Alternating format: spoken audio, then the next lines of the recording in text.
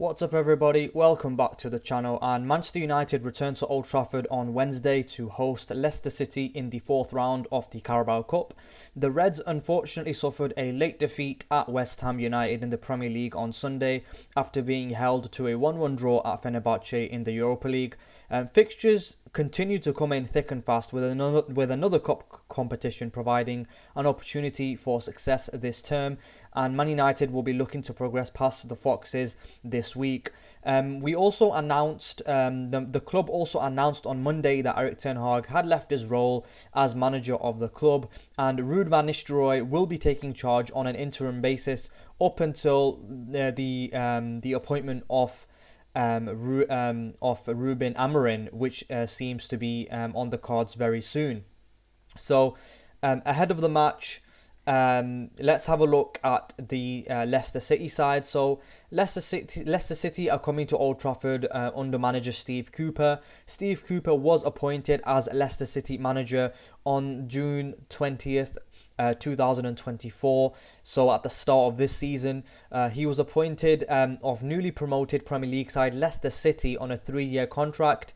He was previously manager of Nottingham Forest, and he was manager of Nottingham Forest from September 2021 to December 2023. So he left Nottingham Forest and was sacked after just one win in 13 matches that had left the club 17th in the table, and a day later he was replaced by Nuno Espirito Santo.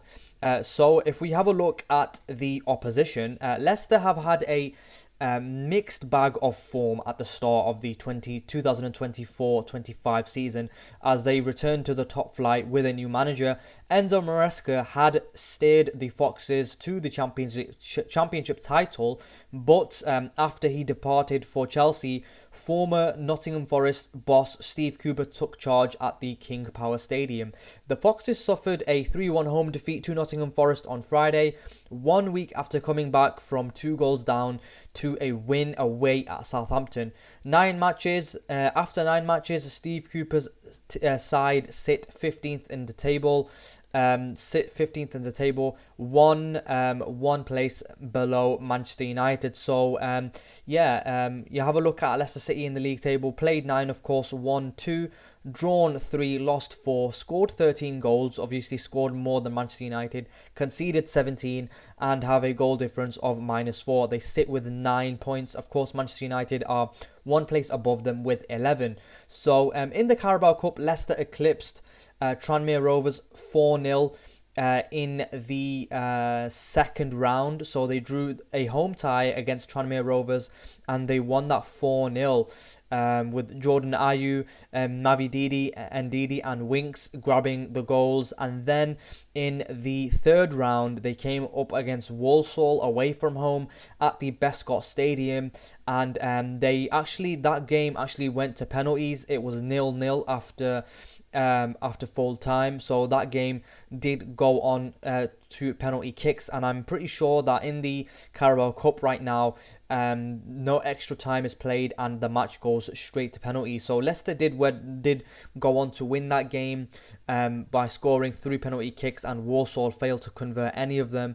And now they are facing us, Manchester United, at Old Trafford in the fourth round of the Carabao Cup. So in terms of some recent form for Leicester coming into this match, like we mentioned before, they did lose recently on Friday against Nottingham Forest 3-1, but before that they did beat Southampton, coming from 2-0 down to beat them 3-2, and before that they won at home to Bournemouth. And the game before, they did lose to Arsenal 4-2 when they were leading 2-0 as well. I think Leicester were leading in that game against Arsenal at the Emirates, and they failed to come away with anything, unfortunately for them.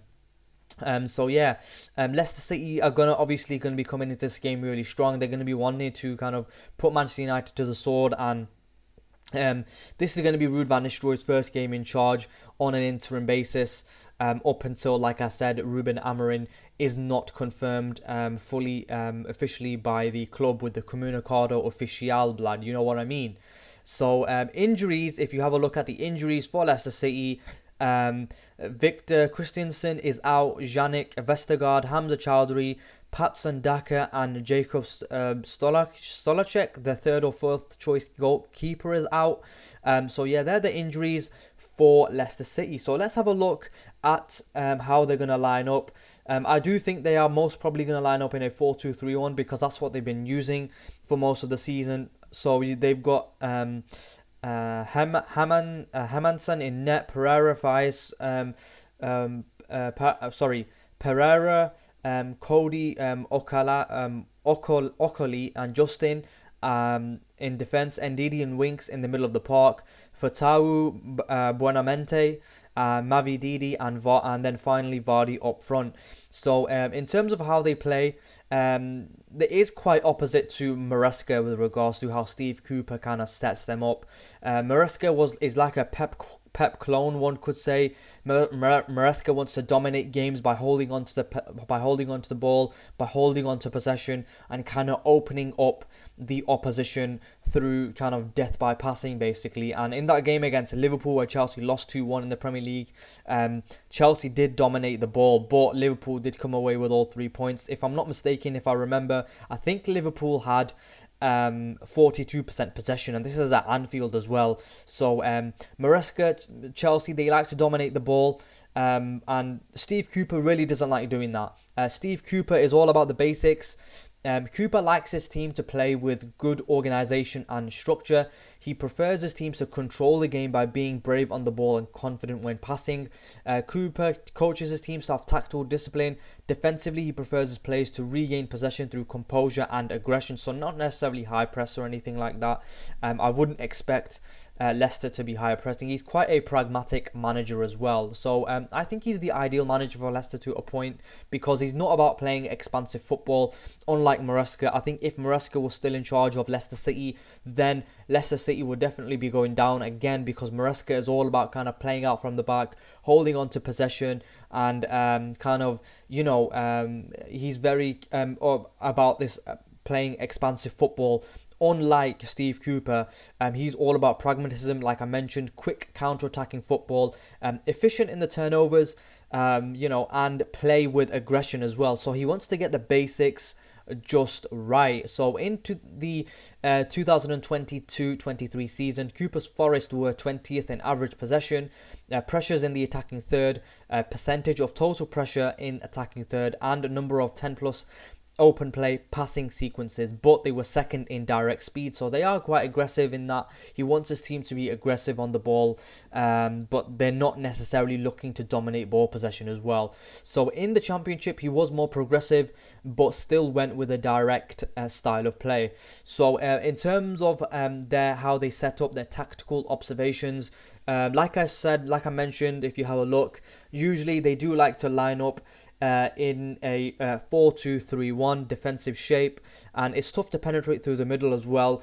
Ndidi and Winks there in the middle, who provide a solid foundation and base to protect the back four as well. So sometimes we do see that change to a 3-4-3, like we did see in their loss against Fulham, but it's a risky formation and they don't deploy it too often.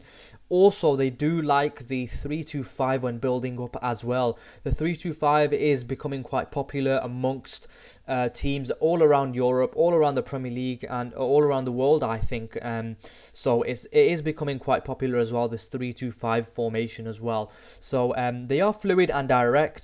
They play with width and they hit you on the break. They give up possession by trying to create high value chances, and they don't mind giving up possession because they're going to sit back in their compact defensive shape and just absorb pressure. And then when they get a chance to kind of win the ball back in the transition, they're going to hit you on the break really quickly.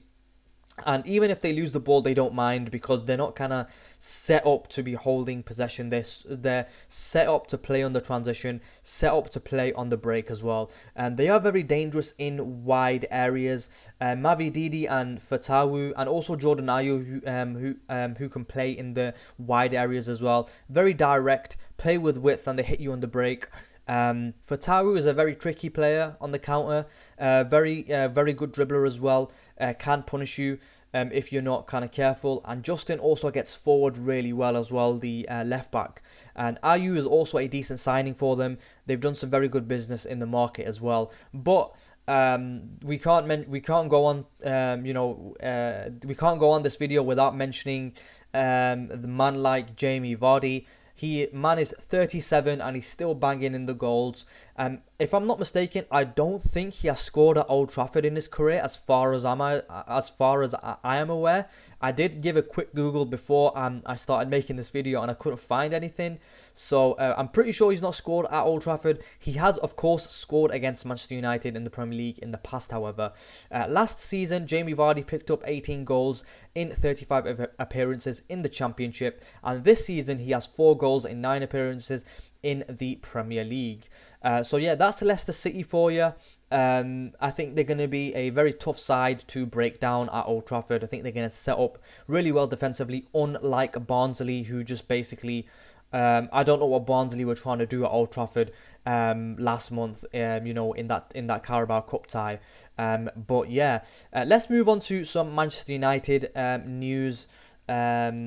So Manchester United have a couple of injuries, first team injuries. Right now we have Shaw, Malacia, Yoro, Mount, Mainoo, Maguire, and recently now Antony picked up an injury in the Europa League tie that finished 1-1 against Fenerbahce, and then Mazraoui also picked up a knock as well against West Ham, I think.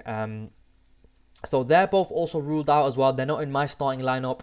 But yeah, in terms of Man United, they are coming away with a disappointing 2-1 loss to West Ham. When Man United did kind of dominate the first half. If you have a look at these stats in the first half, Man United had 8 shots, 2 on target, 2 shots outside the box, 4 big chances created, 1.48 xG, and in the second half they had 10 shots, 3 on target, 6 shots outside the box, 1 big chances created with an xG of 0.63. So against West Ham, I think Man United really kind of disappointed not to be coming away with the win. They really should be winning that game easily, in my opinion, with how many chances that we created, especially in the first half. Even though our XG is kind of low in the first half, we really should have been winning at least like 3-4-0. We had 4 big chances in the first half and we failed to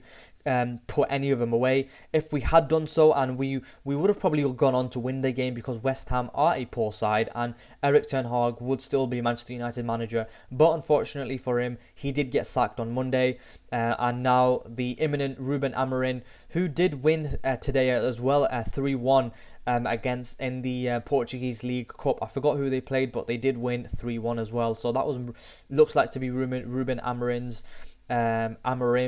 last game in charge of Sporting. So let's enough of Ruben Amorim talk. We'll have the whole season to be talking about him and what he's going to do, etc. Let's have a look at how Ruud van Nistelrooy is going to set up against Leicester City, or how I would like to how I would like Manchester United to set up against Leicester City. So this is my Manchester United starting 11.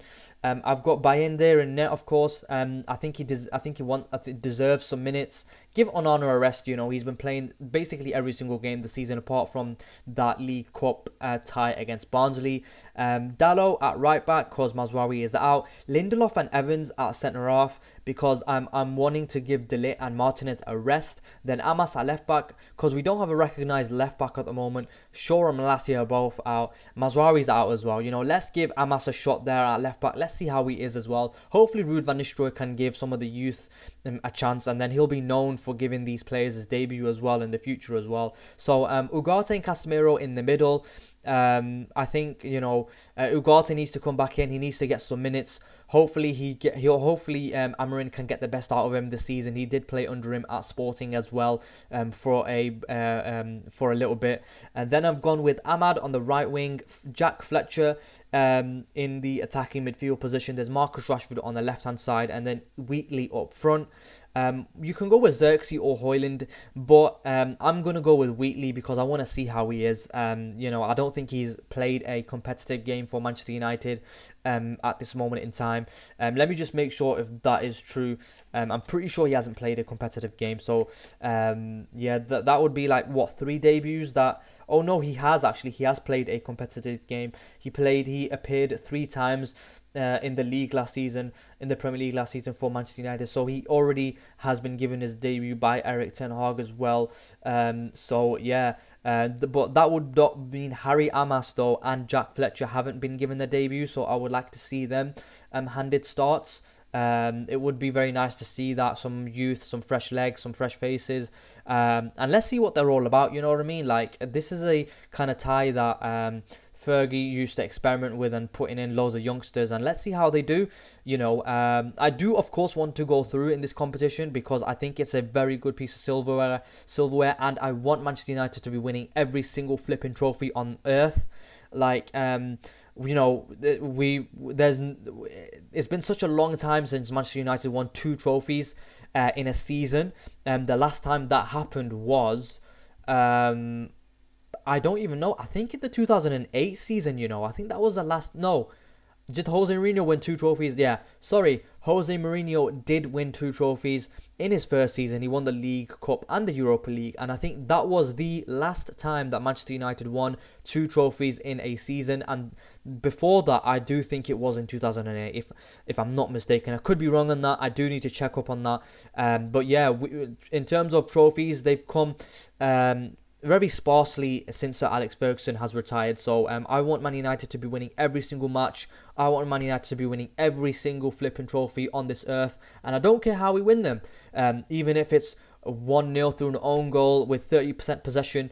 Bro, I don't care, innit? I'm a glory hunter. Nah, I'm kidding. Nah, but seriously, I of course want Man United to be winning every single game every single game we play. I want Man United to be winning every single trophy that we compete for, and I want Man United to be setting records like the sextuple, whereby you win 6 trophies in a season or 7 trophies in a season. I think the maximum right now you can win 8 trophies in a season, and you know I want Man United to be setting these records. You know what I mean. So hopefully Man United kind of do progress tomorrow against Leicester. It is going to be a tough game because I expect Leicester to go strong, and I want Manchester United to rotate as well, and I expect Ruud van Nistelrooy to rotate, and yeah, it'd be very interesting to see how Ruud van Nistelrooy does set up this Manchester United side. So how do you beat them?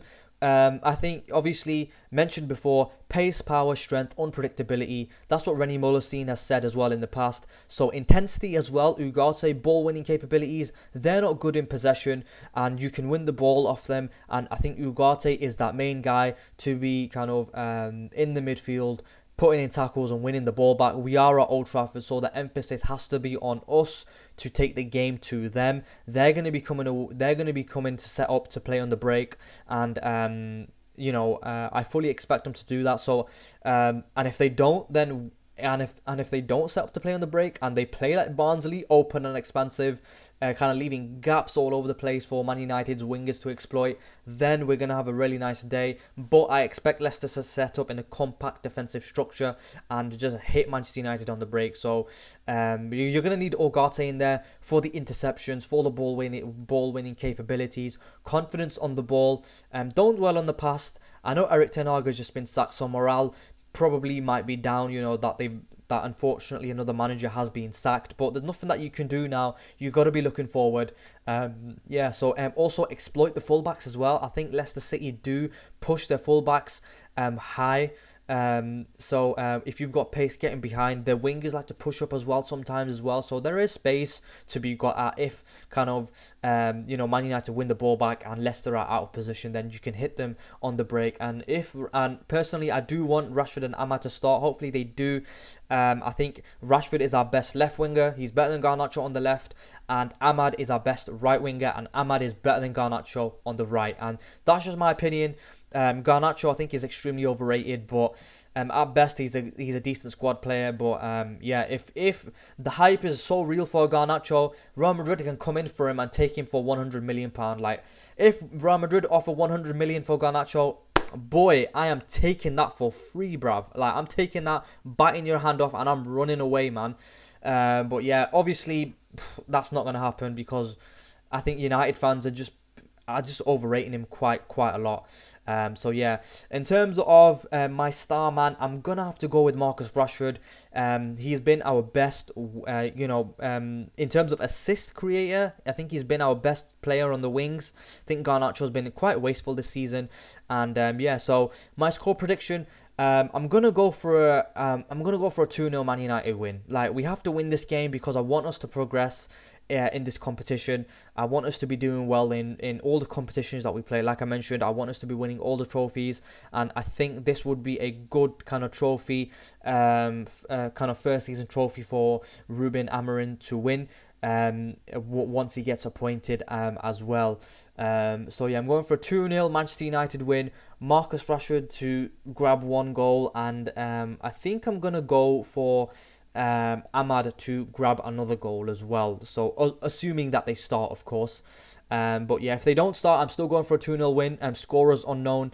We'll see what happens tomorrow. But yeah, hopefully Manchester United do come away with the win. And you win this, you are through to the quarterfinals. The last only 8 teams will then remain in the Carabao Cup. But anyway, that's it from me. I hope you enjoyed this preview. Please leave a like, comment and subscribe, and I'll catch you in the next one.